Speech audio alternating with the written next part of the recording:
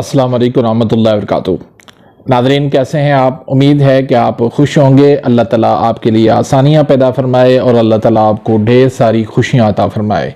अल्लाह ताला आपको सेहत और तंदुरुस्ती अता फरमाए। नाज़रीन, आज हम एक नए टॉपिक के साथ हाज़िर खिदमत हैं। आज का जो टॉपिक है वो है पेट में पानी पड़ जाना।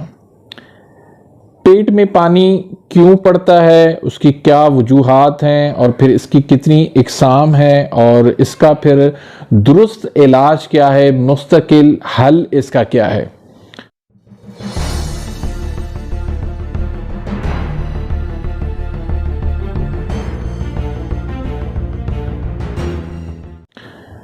आजकल नाजरीन बहुत सारे मरीज इस तरह के आ रहे हैं, उनके पेट के अंदर पानी पड़ चुका होता है। वो मेडिकल के पीछे भागते हैं तो वहाँ पर ये होता है कि हर दूसरे तीसरे दिन जो है वो पानी निकालते हैं, फिर दोबारा दूसरा पानी उसमें हो जाता है। फिर आहिस्ता आहिस्ता पानी निकालते निकालते मरीज़ जो है वो दिन ब दिन कमज़ोर हो जाता है और इस तरह आहिस्ता आहिस्ता वो मौत के मुंह में चला जाता है, जिसकी वजह से बहुत सारे लोग जो है वो आज परेशान हैं। मुस्तकिल हल पूछते हैं मुझसे कि इसका हल क्या है।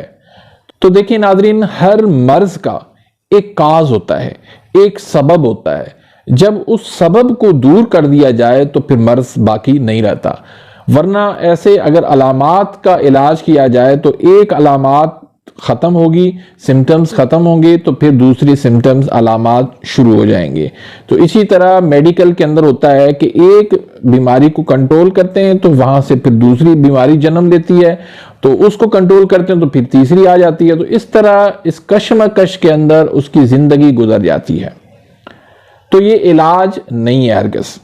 इलाज जो मुस्तकिल है वो ये है कि इसकी वजूहात को देखें, इसके काज को ढूंढें कि वो काज क्या है। उन काज का इलाज करेंगे तो हम आसानी से इलाज कर सकते हैं, चाहे दुनिया की कोई भी बीमारी हो।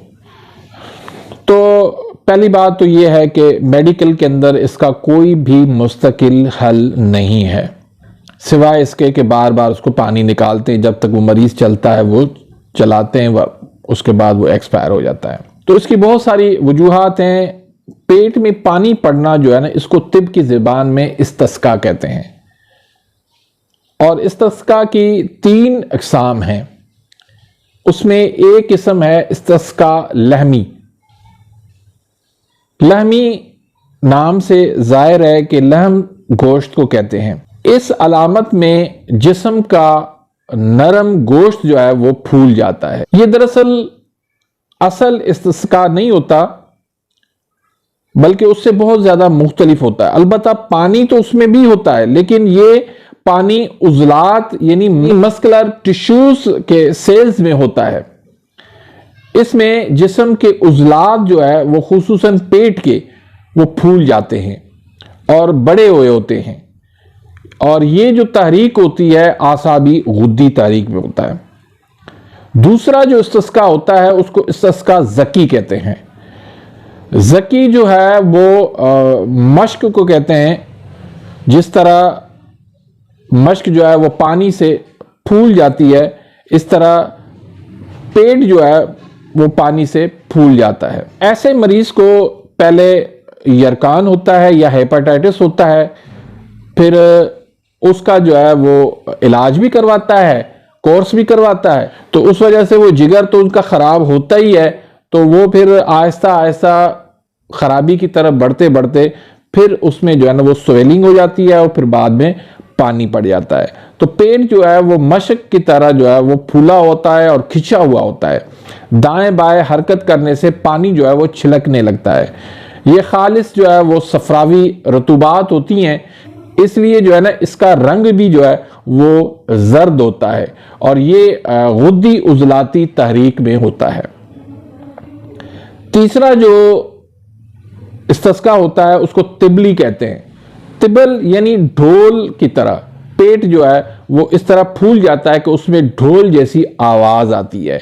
इसमें रतूबात की नस्बत रिया जो है वो गैस ज्यादा होती है और वो तबखीर की शदीद सूरत अख्तियार कर लेती है। और ये जो तहरीक होती है वो उजलाती आसाबी तहरीक होती है।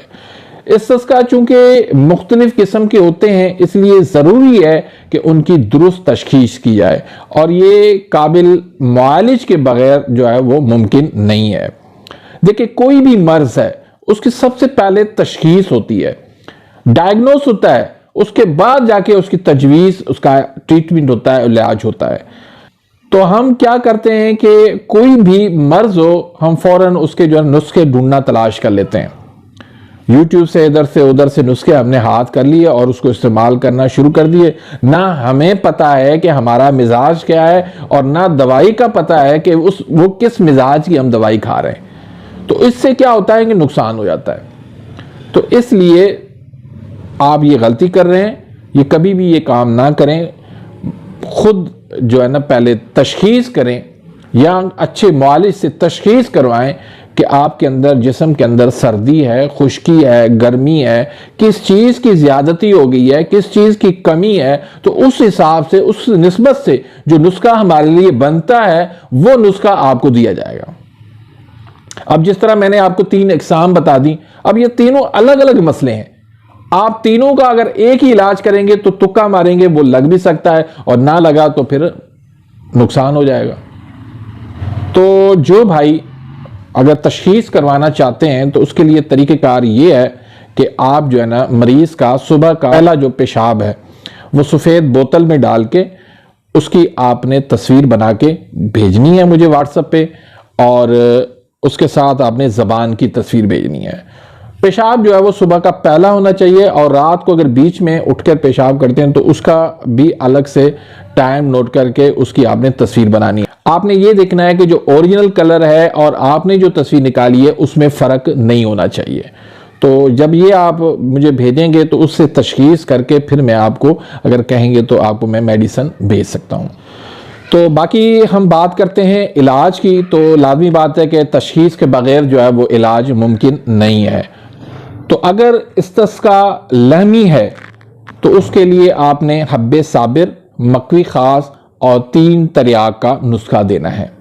अगर इस्तिस्का ज़की है तो इसमें आपने 1 मुलय्यन, आसाबी खार, मसल 6 और जवाहिर शाही, ये आपने इस्तेमाल करवाने हैं।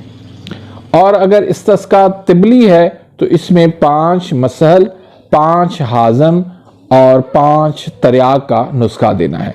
तो इस तरीके से अगर आप इलाज करेंगे या इलाज करवाएंगे तो अल्लाह के फज़ल से कभी भी आपका इलाज जो है वो नाकाम नहीं जाएगा, और चंद दिनों के अंदर मरीज़ की हालत जो है वो बेहतर होना शुरू हो जाएगी। तो इसी के साथ ही मैं इजाज़त चाहता हूँ। मिलते हैं इंशाअल्लाह नेक्स्ट वीडियो में, तब तक इजाज़त, अल्लाह हाफिज़।